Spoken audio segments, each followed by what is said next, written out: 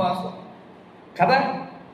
ఏమంటే విలువైన రక్తాన్ని చెందించి ఫస్ట్ సంఘాన్ని ప్రేమించిన వ్యక్తికి రక్తం పెట్టి ప్రాణం పెట్టి ప్రియమైన దేవుడు పెట్టారా, ఇదిగో ఆయన నీకోసం ఎదురు చూస్తున్నాడు.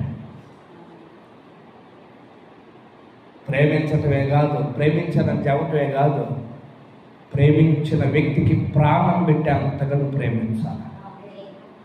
ఆ ప్రేమ అటువంటి క్రియ చూపించింది నజరేయుడైన యేసుక్రీస్తు ఒక్కడు మాత్రమే. దేవునికి మహిమ కలుగును.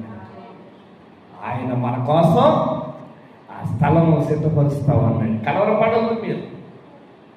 మన రాజ్యము, మన స్థలము భూ సంబంధమైనది కాదు, పర సంబంధమైనది. దేవునికి మహిమ కలుగును గాక. భూ సంబంధమైనది కాదు, భూ సంబంధమైనటువంటి వాటిని కూడా దేవుడు ఇస్తాడు. కానీ మొదట ప్రప్రథమముగా మొట్టమొదటిగా మనము పైన వాటిని వెతకాలి. అమ్మా అంతే కదా. మొదట ఏం చేయాలి? కానీ మనం ఏం చేస్తాం? ప్రభు నన్ను దీవించు, నా చేతి పనులు దీవించు, నా క్షేమం అయితే ప్రయాణాల్లో తోడుగా ఉండు, నా నెత్తి మీదకి దీవెన పంపించు, నా కుటుంబంలోనే దీవెన. చెయ్యొద్దని చెప్పట్లా, చెయ్యాలి. ఆ ప్రార్థన ఎప్పుడు?